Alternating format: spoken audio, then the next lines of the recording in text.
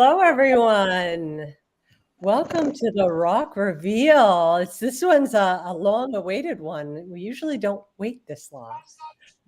So I'm real excited. My name's Betsy Coe, if you don't know me already. And to my side there is Sandy Paddock, who's joining me as co-host today. And we have 3 of our 5 RAWKees with us. We have Monty McCoy driving in orange. He's going to drive safely while he's with us. And Stephen Tomaszewicz who's decked out in full WikiTree attire. Bingo. T-shirt, mug, backpack, and Orvis joining us as well. Hi. Hi, so glad you could all be here. It was quite a month in February. I think one of the most exciting things was this was the first RAWK where everyone who was being RAWKed got a badge. That is cool. Yeah, for crushing the threshold. Yeah.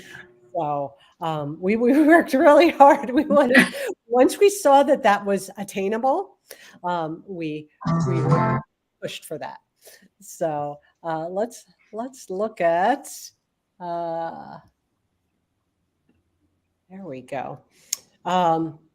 So if you are joining us and you're not a WikiTree member already, WikiTree is a free online one family tree. We're a collaborative community where it's really like no other genealogy website out there, where we work together for accuracy and connecting people. Unlike some definitions of connection, WikiTree's definition is a little more broad in that it allows for connection to go through marriages. And I think that's so cool because we all know, anyone who's part of a family knows that, it's all one big family, and that sometimes those people who might not be related to us by blood, but rather through marriage, are just as true family as anyone else. So I love that WikiTree defines connection that way.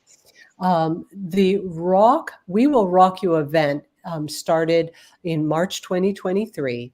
And RAWK is an acronym for Random Acts of WikiTree Kindness.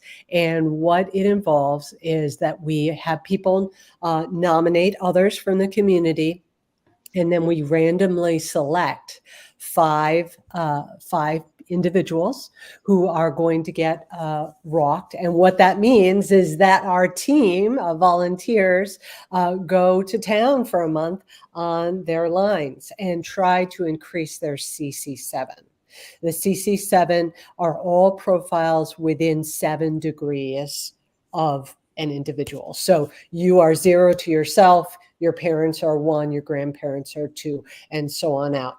But when you factor in marriages and really grow out the branches, the CC7s can get quite extensive, as you'll see. So we had a team of 40 RAWKers this month. And some of them sort of snuck in, and I noticed that they were rocking unofficially, and I got their names on the list. So I think I got everybody who contributed in some way to all the work you're going to see. So thank you so much to the RAWKers. I know that the people who have been RAWKed always consistently say how much they appreciate you're giving time to their branches. We all know that working on our own tree is precious time. So it's really a great gift of WikiTree love to work so hard on somebody else's lines. So we've got 3 of our RAWKees with us. We have Nikki Orvis, Stephen Tomaszewicz, and Monty McCoy are with me here live. And Dave Stern and Matthew Combs unfortunately could not be with us, but they assured me that they're going to be watching at the earliest opportunity on the YouTube video. So Here are our numbers. So first of all, note what's in blue at the bottom. Our total increase in CC7 for all 5 Rockies was over 3,000. So 3,119. And even those of you who were rocked, we were chatting a little bit beforehand, saying that, wow, it's just really hard to, sort of get a handle on what's been done. I mean, you'll be digging away at this for a good bit of time.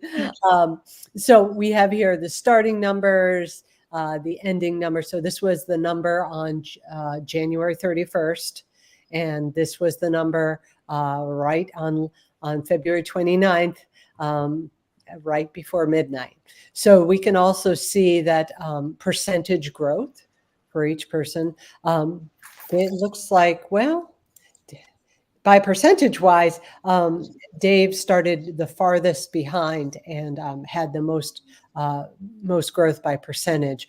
But then Matthew had the biggest number of profiles added.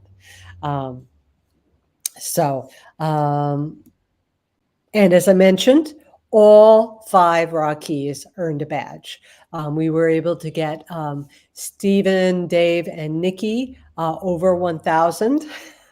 And I know some of us were really pushing hard for that. I'm so happy that we made that happen. And then Matthew and Monty were already over 1,000, and we got them their 2K CC7 badges. So here is Stephen. Stephen, I just love this picture. What you can't see here is that he was also brandishing a bingo WikiTree diploma. I mean, just everything he could find. Love that. So, Stephen, you and I joined WikiTree around the same time, 2019. He's a member of the Italy and Poland projects, as well as a cemeterist, and he coordinates a one-place study for South River, New Jersey, which is where some of his father's family lived, and we'll talk about that later. And when it's thon time, you'll find him on the Mid-Atlantic U.S. team. Except for this latest one, I'm on your team this time. Oh, right. Yeah. So, I do my best with the team affiliations, but when people switch around, I can't always keep up. But now this is this is just a little wink because Stephen was he was on the RAWK team himself, and so of course he was in the Discord channel for We Will Rock You, and kept chiming in on about his own branches, and people kept saying, "Stop peeking," and so Aaron Breen said, maybe it's rebellious acts of WikiTree keenness, which made me chuckle. So here is what we did for you, Stephen. Cool. I'm grateful that you didn't push yourself over 1,000 so that we could do it. But really some nice filling in, especially in the outer blue rings. Nice. Yeah. So sounds like we have some are we okay? We've got some feedback. Yeah. Okay.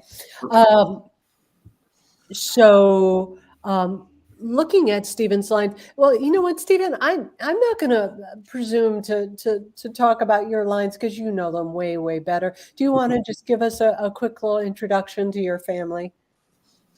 Well, yeah, my parents are still around, so there's not much on them. My grandparents on the top there, the first two, they were in the South River area, and my other my grandfather, he was married to my grandmother there, and then they of course separated, and they kind of remarried and stuff. And they were like Saginaw, Alaska, Montana. They moved around. I think, or Oregon. Mm-hmm. And then my great grandfather on my dad's side, which is the top side, they were in South River, and if I understand right, they came over on a boat or something, and same with the grandmother, and she was married to somebody else. That was Carolina Cott. My grandmother's side, she was married to Francis. And I found some records of them living in New Jersey in that South River area, but they were kind of vague. And of course, the misspellings are all over the place, or variations, as we're calling them now.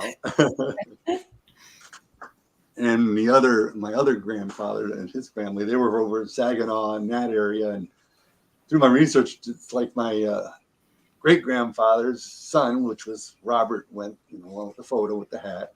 They lived next to each other. That's where my mom was born, in Saginaw. Oh. And then I found another article that up the street, my grandfather's father lived up the street, and his name was Herman. And then I had a story where that wasn't his name, and so I was trying to disprove that. And my mom doesn't really know much about it or really cared, so I was reading the article when I was visiting her, and we read it, and it sounded like the funeral of Herman was taking place at his son's house just down the street. Is that this Herman over here on the right? Yes. Yeah. And of course, I've gone and taken pictures of those areas off of like Google Earth and stuff. And my grandfather's house he built it out of like cement blocks. It's left. The other house was ripped down, and the one up the street was ripped down. A lot of the houses are coming down. And the same with the ones in South River. On some of their first houses, they had that hurricane, and unless they raised their house so far and all this stuff, they just got bought out and tore a bunch of them down. And so far, the one house is still left. And I was on Facebook the other day and found somebody whose grandmother lived in that house, but they haven't contacted me yet. It would be neat to know if they had any good stories of what their interior of the house looked like. Okay, well, yes.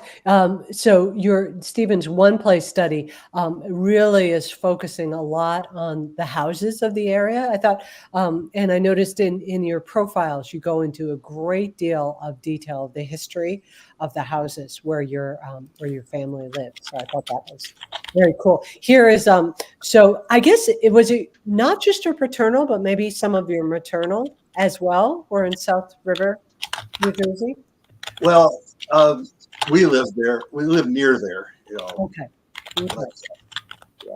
Well, anyway, here it is. Just I always like to get situated to know where I am geographically. So it's just a little bit southwest of New York City, northeast of Philadelphia. So we had let's see, there were some things found about your second great grand uncle, Eli Frederick Gadsby.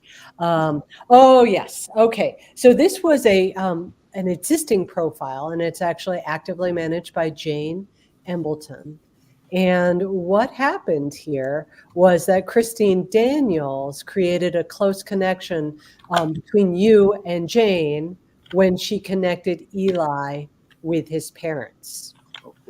So if you, I guess he was floating around without parents, and so she gave him parents, Robert and Mary, and then all of a sudden, you and Jane have this 9-degree connection. Cool. Yeah. And sometimes they were flipping Eli with Frederick. I've noticed in some records. Frederick, Eli. Yeah. It depends which ones you're looking at sometimes. Right. Well, there wasn't a Frederick in the family. It was just his first and his middle name. I mean, sometimes people would do that on their own, right? They'd be like, today I feel like using my middle name, not knowing how much distress that would cause a genealogist in the future. And some of the family members, some of them just used their middle name. And when I found their first name, other family members who were alive didn't realize that. Right. Yeah, it can get very complicated. So that was one cool thing. And then Carrie Shue was your great grand aunt. So she was, let's see, looking at, so Harry Guy Shue is your direct ancestor. Am I correct? Yes. Yep. Yeah. So she was the oldest child in the family. He was the youngest child. So this was a tough story. Their mother died when they were all young, and Carrie ended up going to work as a servant. Kathy found her in the 1880 census as a servant, and she was 12 years old. Wow. Yeah. And then she did end up getting married. She married Stephen Todd, and they had all in all 10 children. So hardworking lady for sure. And Kathy Z's in the chat today. Oh, great! Hi, Kathy. Great that you could join us. Yeah. So before we go on, Stephen, any comments, thoughts? I know you've been digging a little bit. Yeah, well, I was really happy to see a lot of this, and there's new information I haven't even looked at at all, of course, because so much, with the 324 additions, and some of them I'm comparing to another family tree book that a relative gave me, and some of them were following that, so that was kind of neat to know. It'd be neat to see the dates, and I love it when I get pictures and stuff too. But yeah, great job, everybody. Well, you gave us some fun lines to work on, so thank you, Stephen. Problem. Yeah, and thank you also for your rocking. I mean, your name's gonna come up again later for what in terms of what you did for others. So thanks. Yep. Yeah. So Dave Stern has been a WikiTreeer since 2021. He's a member of the United States Appalachia and Military and War Projects. He also contributes to the Stern One Name Study and is a member of the Mid-Atlantic team for Fawns.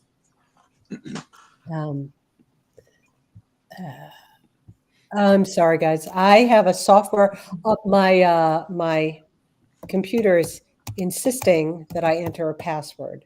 There we go. Okay. I don't know if you could see that. But. Nope. Okay. We do not know your secrets. Okay. All right. So here's Dave started out with a low CC7, only 400.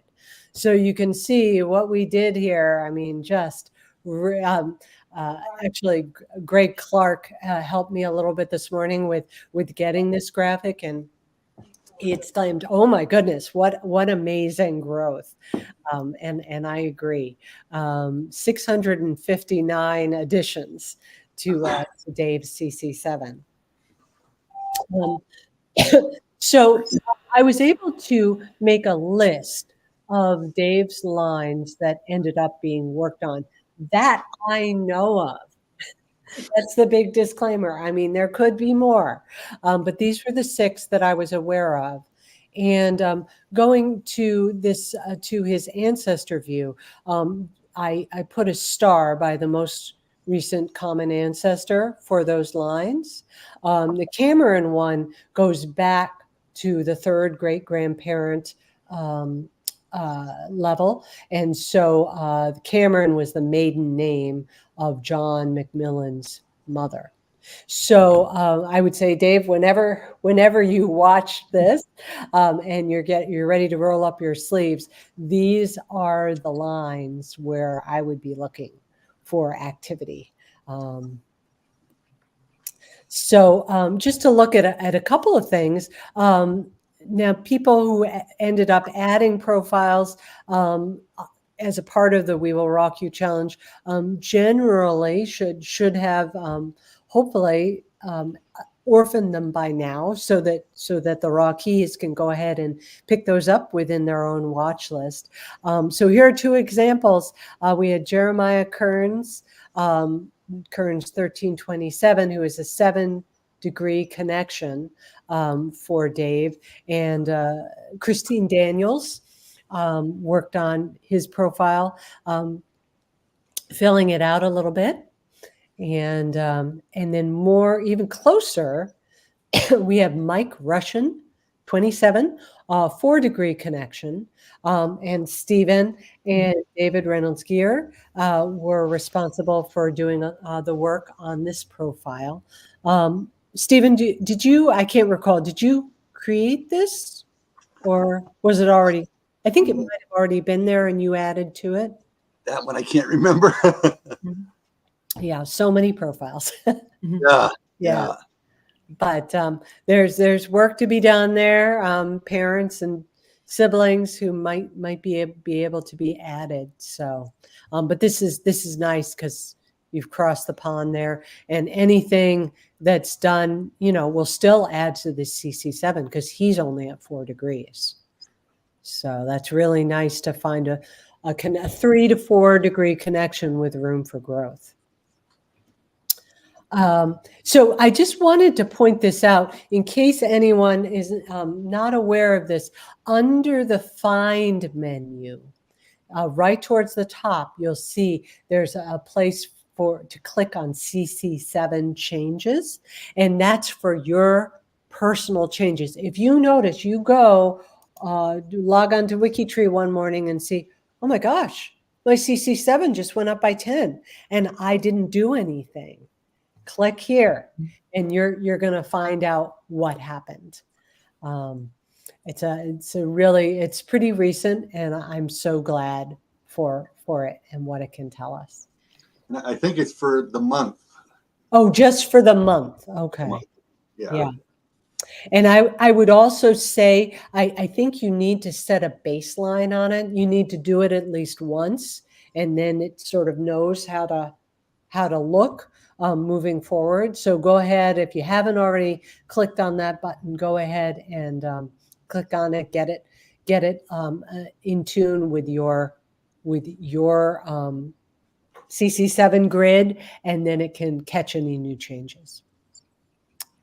So Sandy, I think you have some things to add. Yes, I do, and I'm going to actually pull up a comment because there was what we call an Appalachian bat call, bat sign call that came from Kathy, and she was the cheerleader to get him to 1,000. yes. She kept saying in the RAWK channel, he's so close, he's so close, he's so close. And I was just, casually looking through the Discord channel's WikiTree and said, well, let me see what I can do. And sure enough, it was Appalachia, Pennsylvania that carried Dave over that 1,000 CC7 mark that got him his badge. Really, really cool town. A lot of people do not consider or know that Pennsylvania, just north of Pittsburgh, is Appalachia, but it sure is. And the city of Butler, the last Carnegie Library to be built in Pennsylvania, was in Butler, which is really, really cool. If you don't know what Carnegie Libraries are, look it up on Wikipedia. Really cool idea. But Butler was a steel belt area. And what did they build in Butler? They built railroad cars. And this is where I started to get Dave over his 1,000 mark with James Roland Ross in Butler. Died in Butler. This is somewhat current day. Downtown Butler, and Appalachia, Pennsylvania helped get him his badge.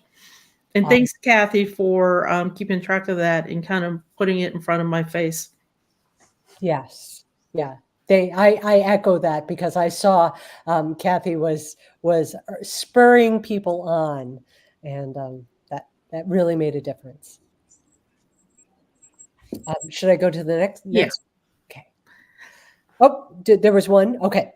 All right. And speaking of bat signals, we did the same for you, Nikki, because we were, we could see 1,000, but it was still a distance. And so we got some people from the England project who hopped on over and did Malk Rowland, for example, did some, and Janet Costa also helped out. I did a few, so we got you there.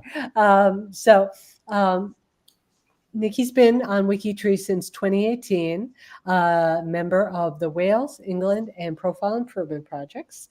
She's a sourcer and a data doctor, and also a leader for the Hertfordshire team with the England project. And I have to say, I want one of these mugs.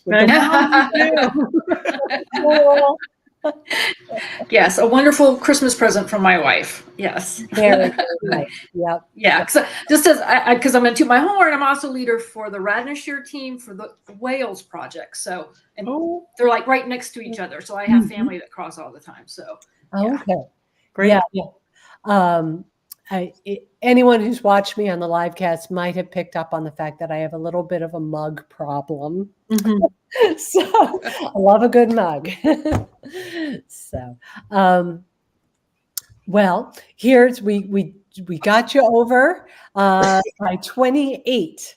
So here is your comparison from the beginning of February to the end of February. I am so touched by this because I said like my yearly goal was to try to get my CC7 to 750 by the end of the year, and to see those numbers keep inching up. Like, I didn't cry officially, but you guys made my eyes water a lot. And so, yeah, thank you everybody that took part in this. It is really amazing and wonderful. Oh, we're so glad. Yeah, I mean, WikiTree love. That's what for sure. It's all about. Like I did with Stephen, can I let you talk about your lines a little bit, Nikki? Sure. So, my mom's side, Welsh, pretty much Welsh, a little bit of English. I'll stay within the same area. Yeah, they were here and there. My dad's side, while the Orvis name is very well researched, I had a hard time actually getting my grandmother's maiden name. And when I found it, I was so happy, but then also bummed because it was yet another Jones that I had to search for. And I was like, are you kidding me? Is she Welsh? Because Jones, I haven't got there yet. I mean, funnily enough, it looks like it's more on the Scottish side, like Canada, Scotland, which is its own little blocker. But yeah, so that was really exciting. And I for a long time I lived on the like southeast U.S. and a little bit on the East Coast, and then I came to Chicago and for a visit, and I just really fell in love with it. And I guess it's after doing the genealogy and seeing how much of my family's from the Midwest, it kind of started to make a connection, you know. And I was like, oh, there is some kind of family pool going on here. So yeah, it's just been interesting seeing Indiana, Illinois, Iowa. Yeah. So yeah, you've got some deep roots there. Yeah. Yeah. Well, are you familiar with Celia Mary Castor? I'm not. I know the name Castor, but I don't know this particular person. Right. So Chet Snow, who was on the RAWK team, worked very, very intensely within the Castor lines. He sort of, you know how it is when you're connecting and you're like, oh, I just hit the connecting jackpot. And he emailed me sort of early on, like, oh, there's this family of Nickies and, you know, good solid Midwestern folk and so many connections. And he was just, you know, adding. And then a little while later, he emailed me and he said, wow, I found this, it's kind of a sad story, but, you know, just really also at the same time, touching of her life. So she was born, you know, turn of the century in North Dakota. And there must be something in your family, Nikki, about the name Seeley, because I see that there's more than one. Yeah. And I'd never really heard it. So yeah. Interesting. So yeah, I was looking at another Sealy in your family who's quite a bit earlier than this Sealy, like 1811. So this Sealy married Florence Shobe, and they had a daughter, Celia Mary. And then very sadly, when Celia was 4 years old, Florence passed away. And Sealy was he was an only child. He just sort of, I think it seemed like he was at a loss at what to do with this little girl. So he asked his cousin to take care, his cousin's wife, to take care of her. So she was living with family, but not with her father. And in the meantime, her father eventually moved back to his where he grew up. So here was Royal, Iowa, where Celia was living with extended family, and here was Delaware, Iowa, where Celia was living, had returned, and at that time, by that time, his father was getting older, and he was looking out for his father. So Celia traveled across Iowa every summer to visit her father. And you can see, like, this is like present day. It's almost 4 hours to drive. I can't imagine what it was in 1915. Right. Yeah.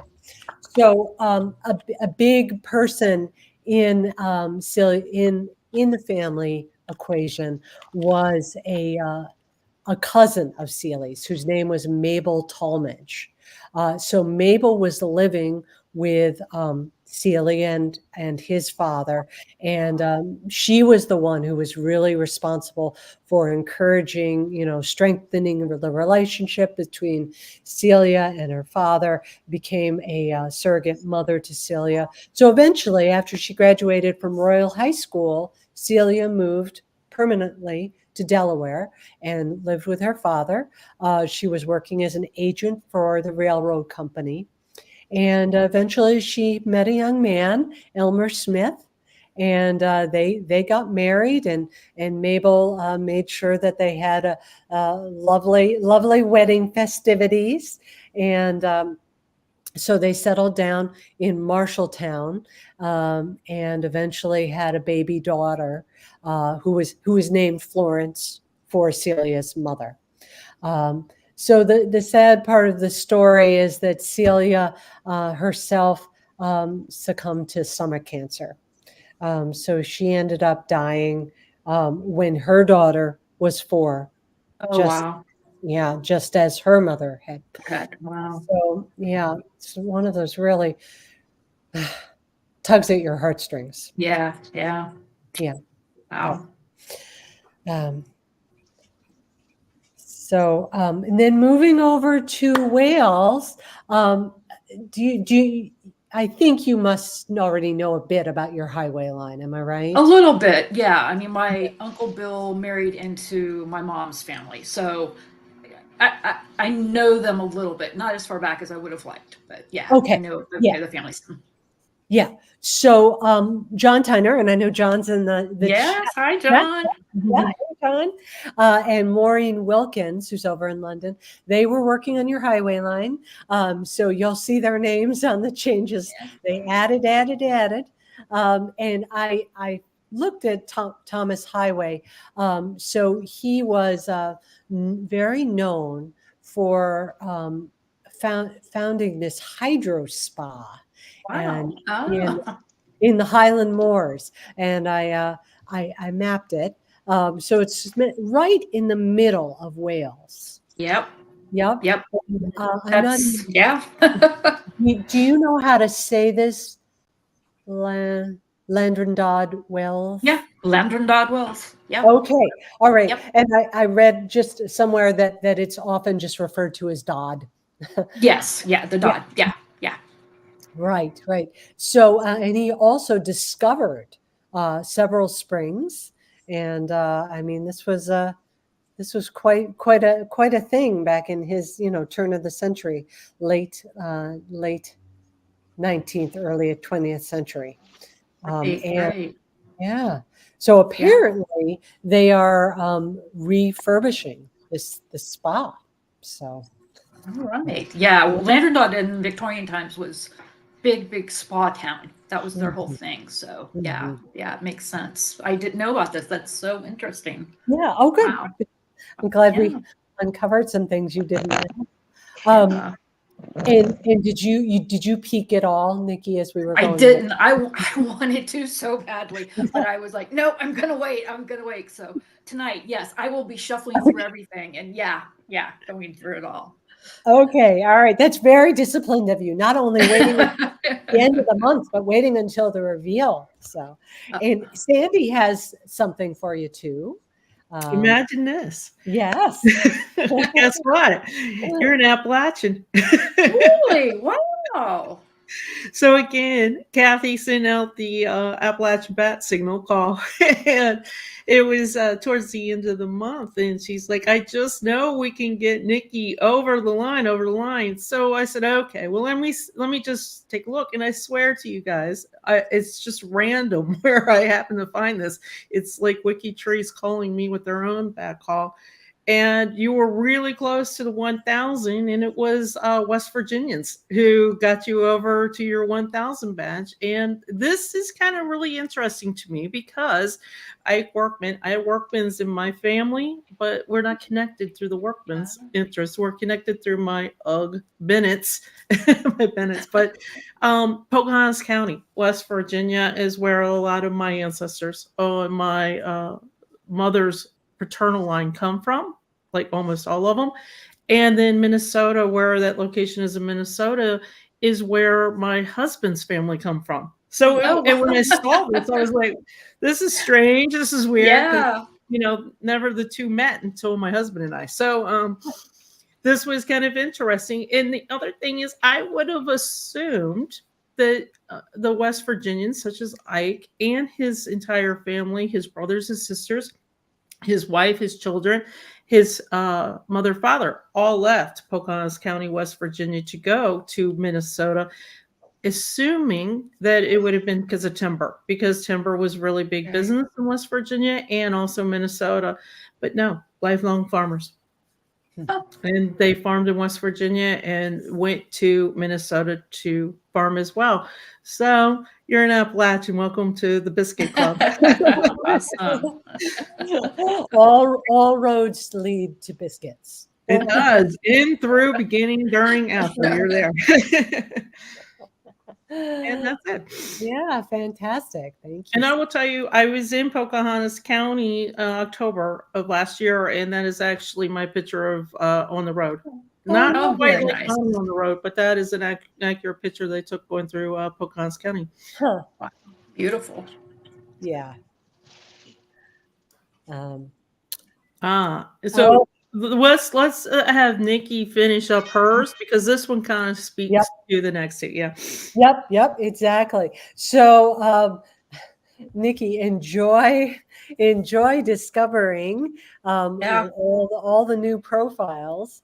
And any other thoughts?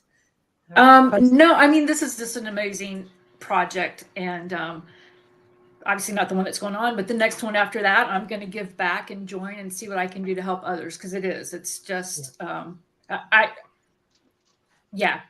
going over that 1,000 mark. Thank you guys. That just is amazing. I didn't think that would happen for a long time, if ever. So yeah, wonderful. Thank you so much. Great. We're so happy we could do it for you. All right, Sandy, I'm turning it over to you.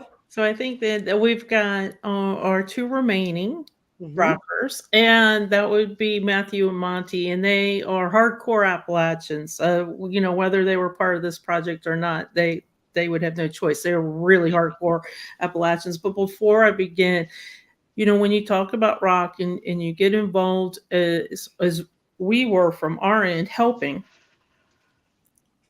some of them are real easy and some of them you can find. And I kind of chuckled when Stephen said, yeah, I figured you were going to work on one line and not the other line because the roadblocks were coming up pretty quick. I have to tell you that Matthew's and Monty's lines are some of the most challenging lines I have ever worked with as a professional genealogist for certain reasons. They had a lot of special care and a lot of special needs that needed.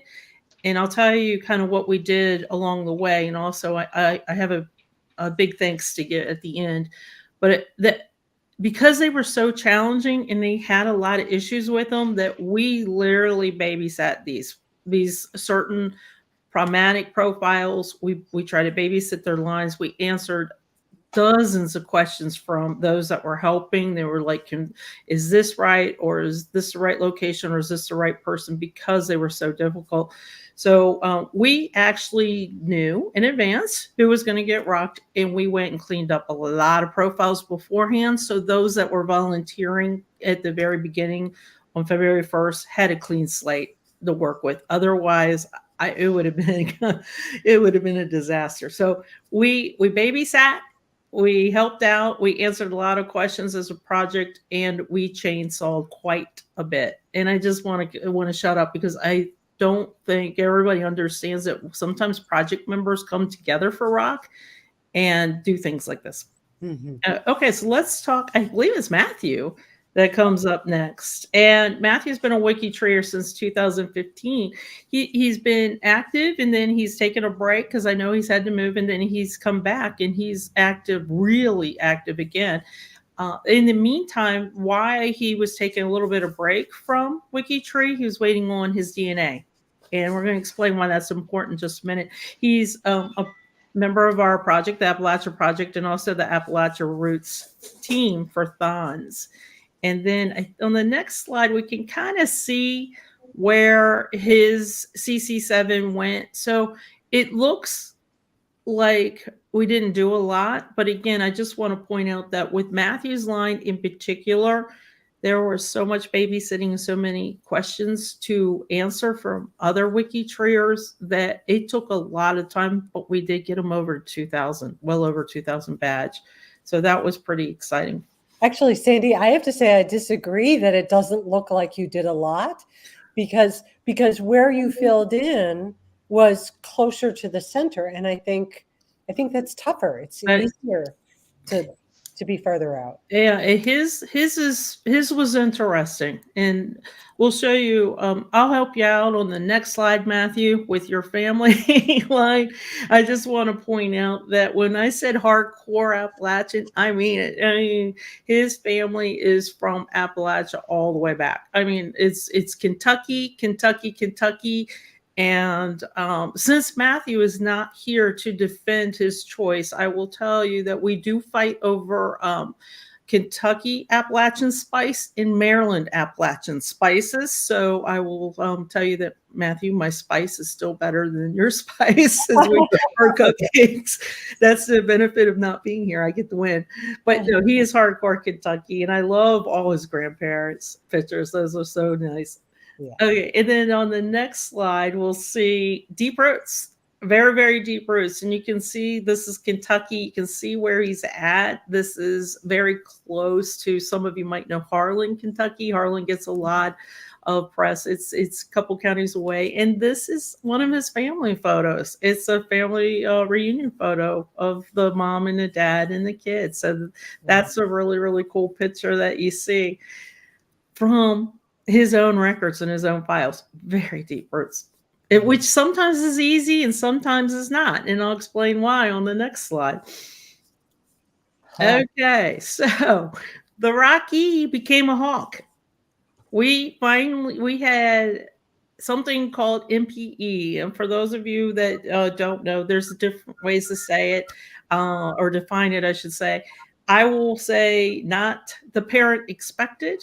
You can see from Matthew's own pages, from his DNA confirmation statements, non-parental or non-parental events. He has a lot of them. He has 4, and he listed them with Betsy. He has 4 brick walls. We came close to getting one. And I think we still might have that one, but we need to do a little bit more verification on it.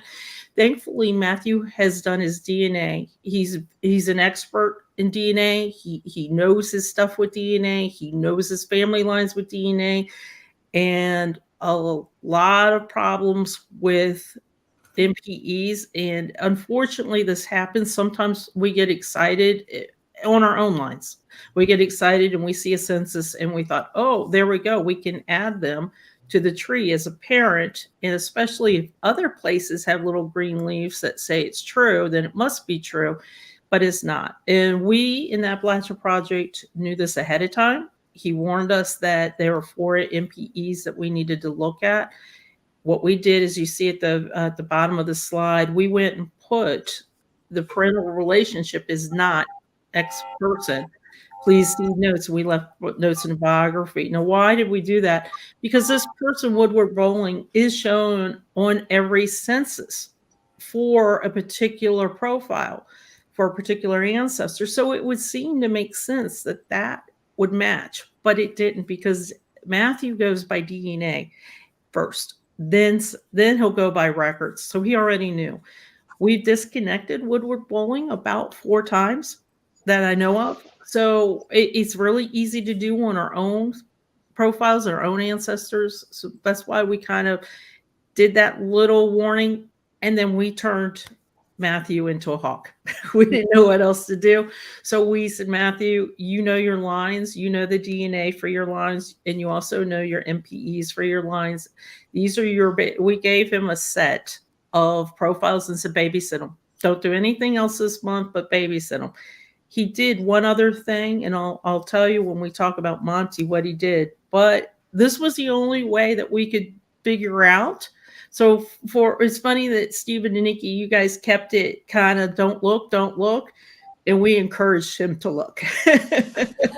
We encouraged him to double check. So he still has the 4 MPs in his line. One, I think we're very close to breaking through with new DNA discoveries, and that's the way it's going to have to fall, is somebody's going to have to be tested and come out. Okay, if we go to the next slide. So the Padlet. So I want to point out something. You know, Betsy puts a lot of work into these presentations. It's a lot of work, and because she's got to kind of watch throughout the month what's going on and what's being done and what's being said and what's being found. So that's why we have those Padlets. We ask everybody to put anything, you know, good, bad, and different up on those Padlets, so Betsy can kind of pull from them and have some interesting finds.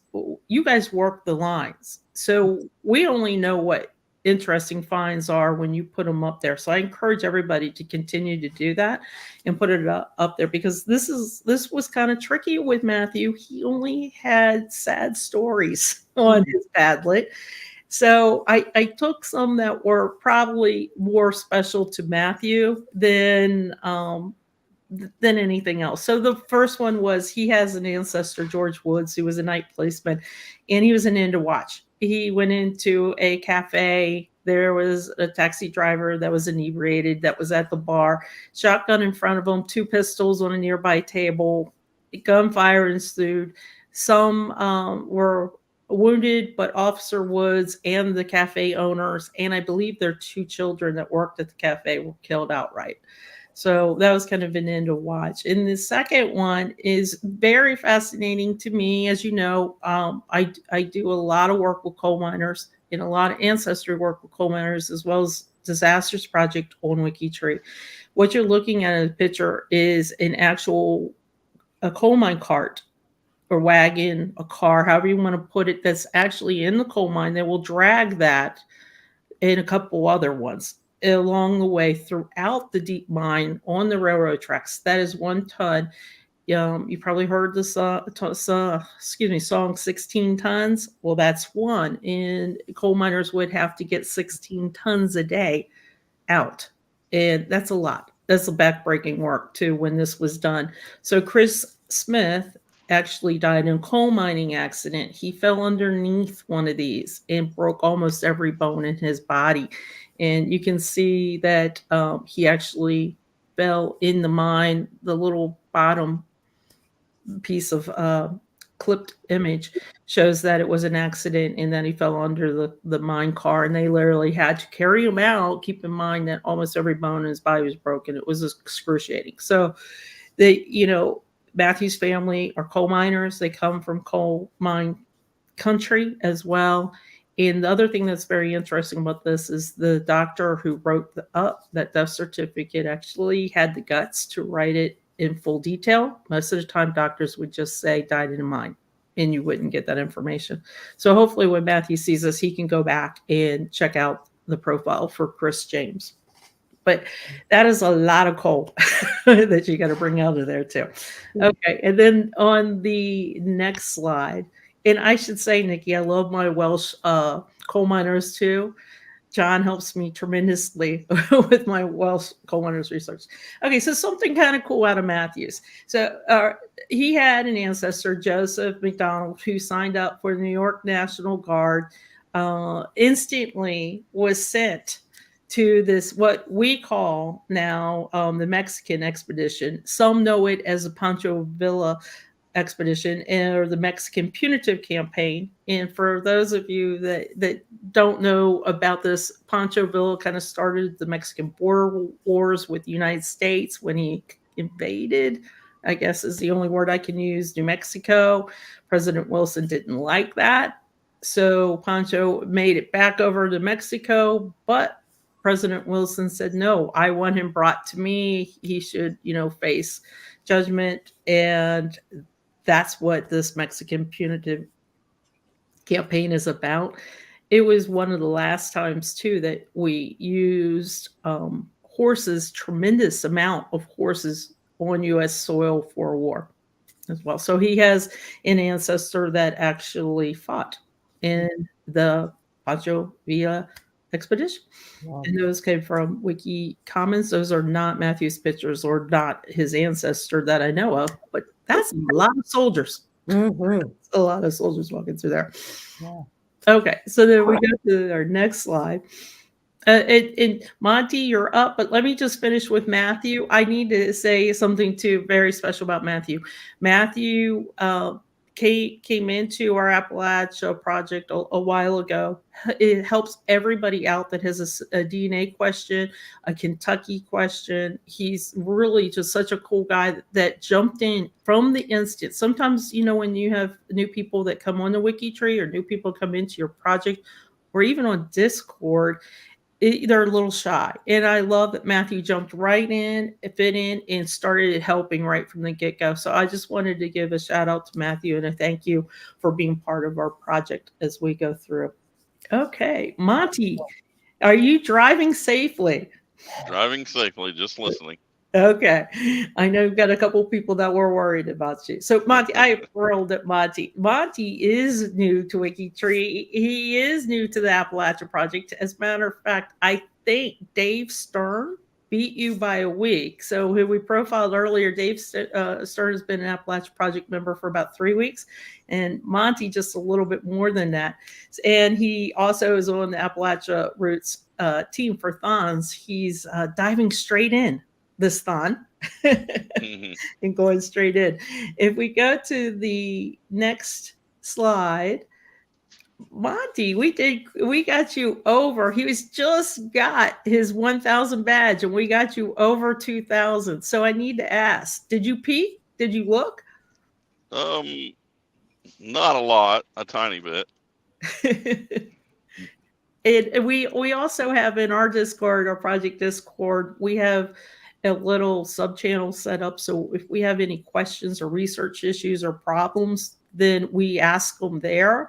And I have to tell you that Monty has dug into his DNA and has given us every bit of DNA information that he can find. He has gone and asked relatives for information. He's tried to confirm everything that we had questions with. And that was helpful because as we go to the next slide, we're going to talk a little bit about your family, Monty. So tell us a little bit about your parents. I have to say, and your stepdad, right? Yes. Yeah, they were divorced. My parents. I was a baby, so I was born in 69, so I'm assuming 69, 70. And, mom raised me for 10 years. And in 79, when I was 10, she married my stepdad, and we moved from Dayton, Ohio to Indiana, which we left the city for a farm, which was an eye opener and really, a blessing for me. But my stepdad raised me, and I did see my real dad, but he was busy with a new family and working and raising 4 other children, and he always paid support, and he was a good guy. He done what he could, but I really didn't know much about his family, and that's kind of why I got interested in, genealogy, trying to find out, because his mother died in 69, and Grandpa McCoy died in 79, and I think I only seen him once or twice in my whole life, so there's not much really known.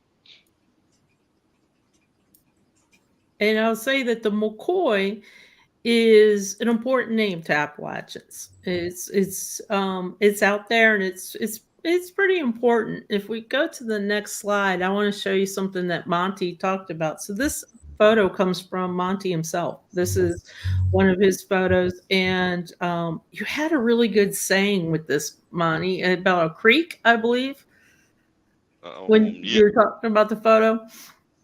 I was trying to find the name of the creek, which or not the name, but the origins of the creek. Like, I'm drawing a blank on the guy's name now, but I would like to find the story about it, because it kind of starts right there. And I'm sure, it got named by whoever built that house, but the courthouse here had a fire in the 1900s, and they lost all the records. And this is part of what Monty's been doing, is trying to go and find people in his family lines, actual living people now who have the knowledge or the records or the stories. And some of them have been kind to him, and some of them have been brick walls, and some of them have been nice. So that's kind of what you find. This is interesting to me too, because the middle graphic is something that one of our other Appalachian researchers found, and I cannot claim him only as Appalachian, because I know the Nordic Project will not like me if I do that. But Eric Stamper is a gem when it comes to Appalachia and Nordic projects and DNA, and also researching. And I wanted to point this out because Eric found connections, DNA connections and gem matches with Monty, with some of the people in a certain particular area in North Carolina, as well as Kentucky. But that North Carolina connection, we are convinced, and we're going to continue working Monty's lines, that Eric and Monty are somehow related. And we're probably missing just one little piece of information to get them connected. And that's kind of where we see that. So I wanted to make sure to mention that, because a lot of times when RAWK ends for these individuals, some of us keep going and keep digging, especially those mysteries. Now, I did mention the McCoy, right? And Monty had a question at the beginning. Am I related to William McCoy? Well, William McCoy is the father of Randolph McCoy of the Hatfields and McCoy line. And that was his big question at the top. And I can't tell you how many duplicate profiles we have merged and cleaned up in WikiTree because of Monty's question, am I related to William McCoy? And just a little back history for those of you that might not know. Everybody's probably heard of Hatfield McCoys, but I do not know why. But about 99.9% of Appalachians just have to prove that they're related to one side or the other. And it is frustrating for us as a project, because a lot of our project members, these are actual ancestors. They're special to them. They're not just a thing. And I will also point out one other thing that we talked a lot about when we're working with Monty's line, is there are bigger feuds out there in Appalachia than this one. This one just made it to Hollywood. So I don't know. I would rather talk to you about the mine wars than the Hatfields and McCoys. But Betsy, if you'll do me a favor and go to the next slide. So who's that William McCoy? That William McCoy is a tricky one. So how did we try to find if Monty's related to him? Well, we started working his lines. And so these came from the Padlets. Thank you to those that gave the information to the Padlets. So Monty, this is an interesting find for you. You had distant ancestors that went from Indiana to Oregon and were Mennonites traveling west. So that was kind of interesting from Kimundi, Illinois. Is that around your area? Well, no, that's kind of a surprise, really. In Marion County, Illinois, and then they ended up in Yamhill County, Oregon. So, and their last name was Wolfer. So you'll have to dig into that and see that. And then this is a mystery, and I know that Nancy is in the chat, and Nancy's the one who found this. So you have a connection CC7. The gentleman started out with the last name Slack. Somewhere in the middle, he changed his entire family name to Walker. And somewhere between 1910 and 1917, we see that he was recorded as a Slack, and then he registered for the war, World War I, as a Walker. Slight variations of names. Looks like Mervyn and George interchanged the name, first name and middle name. So we're going to leave that to you to research. And then you can come back with a good story with us.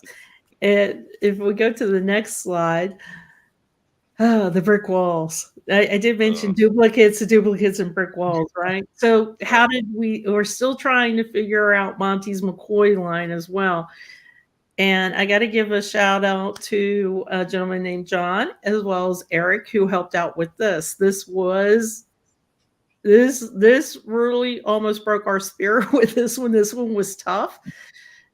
He had Dora Lee Lynn McCoy and Samuel B. Lynn. And then also there's this Sarah Emmeline Musser. And they were brick walls. And we're looking, and there's a lot of movement between states. So sometimes they miss some information. Sometimes their names were transcribed wrong. Sometimes their location of where they were born was wrong. Their middle initials were wrong. Their spellings were wrong. This was the mess of a genealogy mess that you never want that rabbit hole ever. Then when their children had children, they named their children the same, and we couldn't tell which was which or who belonged to who belonged to which parent. Vital records in Kentucky, they started about 1852, I believe, but some years were missing. So we don't even have birth and death records at this point for some of these individuals. And it was Eric Stamper who came in and said, let me do something completely different, completely bizarre, because these records, the birth, marriage, and death records are not working. Let me go to land records and see if I can find land and deeds. And that's what helped us. We got those, and we said, okay, if we have this, then let's go back to our research. And I love this because this is a quote from John. And in the end, there was just one census record with probably misrecorded state of birth that was overwhelmed by all the other records we had bringing it together. Why? Because we had blinders on. And as genealogists, you got to sometimes take those blinders off and look at the big picture. Sometimes census records, most times, they're not perfect.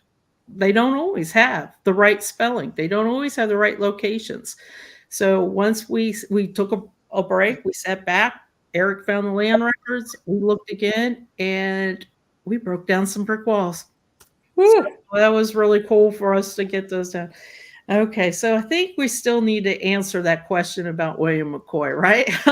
So let's go to the next slide. Okay, so I already talked a little bit about the Hatfield and McCoy feud.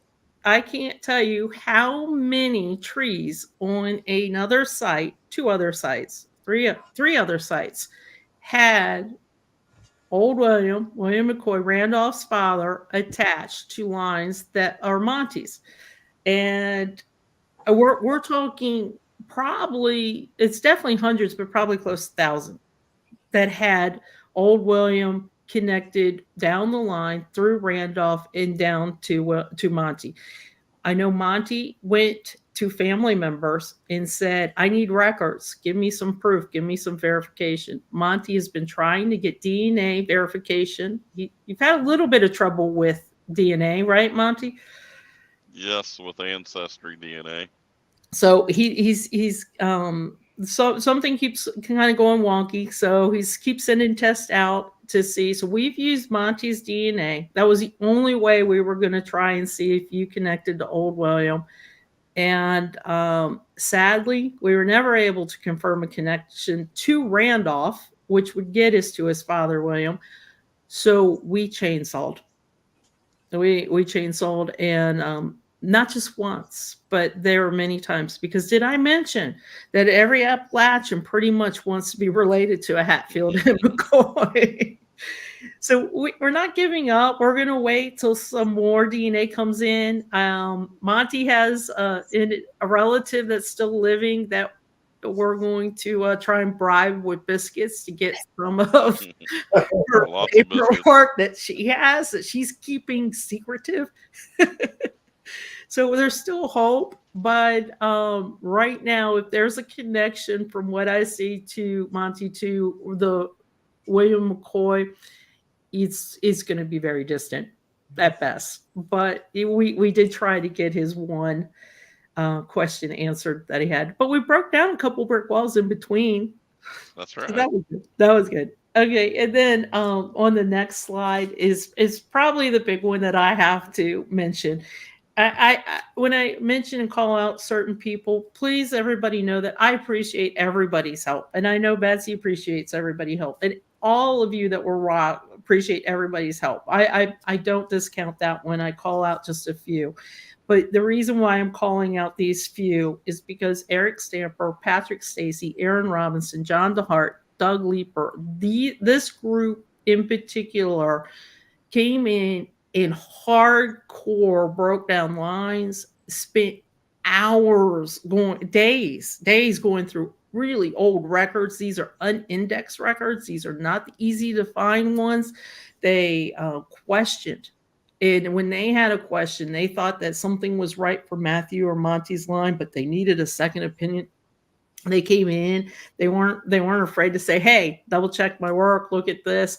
Our DNA experts here, or Eric and Doug, they came in every time we were stuck with maybe a wrong spelling or name. Can you look at this? Can you check these lines? I can't tell you how much Eric and Doug help us in Appalachia with DNA, because we do have endogamy, we do have MPEs.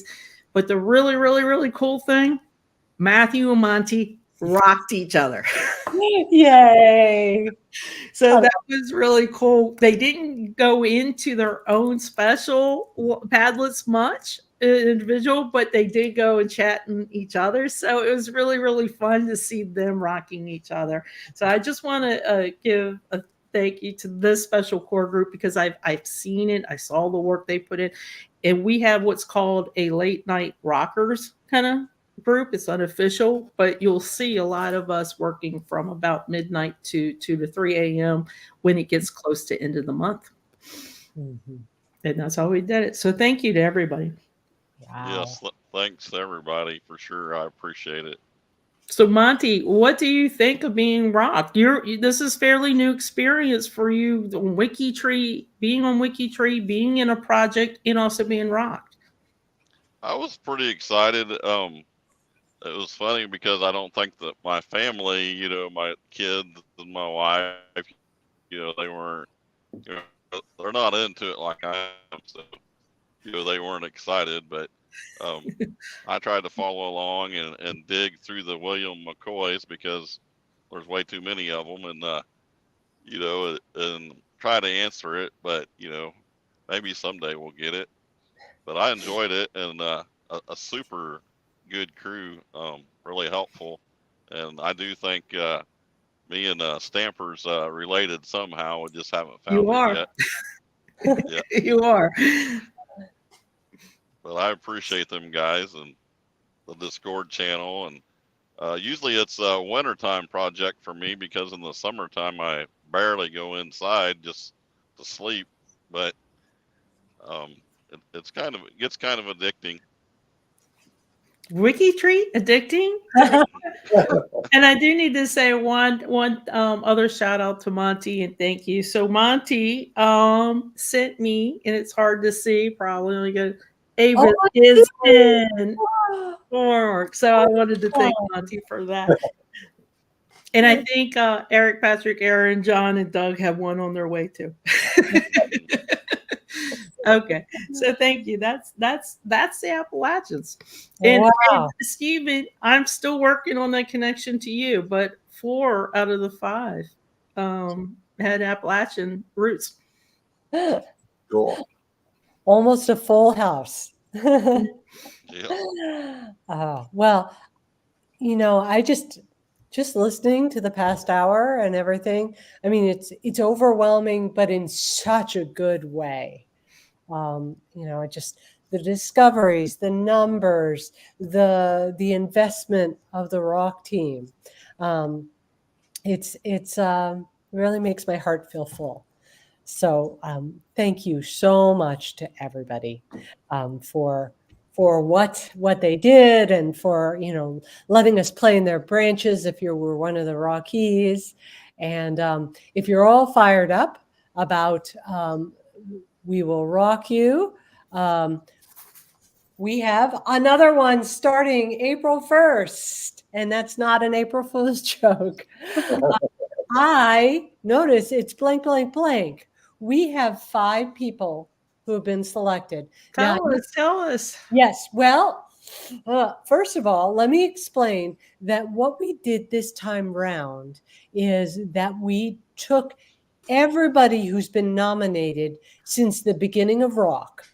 This is going to be our 7th RAWK. So I went through all those G2G posts for previous events, and I compiled a list of 66 people who were nominated, but who have not yet been RAWKed. And then we did a random number generator on those 66. Now I have positive responses from 2 people, but I need to hear from all 5 before I release the names. So I see names in the chat. I'm just saying. I did too, I think. People who got an email or a private message from me, please let me know. so that we can hint go ahead and make that announcement. And April's Connect-a-thon month, so that's really cool to combine the 2. Exactly. So that's all we've got for you today, but I hope that was more than enough. Wonderful. Yeah. Should keep you busy. Great. Well, thank you to everyone who's joined us live in the chat. Nice, healthy group there, and for everyone who's watching afterwards. And have a beautiful rest of your day. Bye, guys. Thank you. Bye. Bye. Bye-bye.